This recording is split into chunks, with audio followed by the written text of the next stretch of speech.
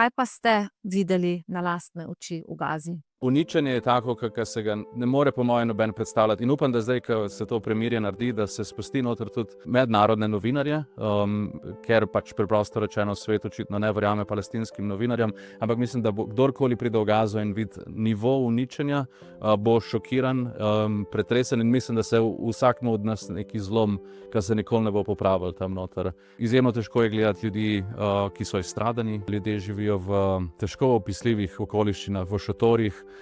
Mi dostikrat delamo z žrtvami eksplozivnih ubojnih sredstev, to ljudje, ki so bili težko poškodovani, ki imajo poškodovane hrbtenice in so paraplegiki, ki so izgubili roke in noge in živijo v teh šotorih na plažah, poleti na 40 stopinjah, brez kakršnekoli oskrbe, brez hrane, brez vode, ki piha veter in tisto mivko meče na te rane.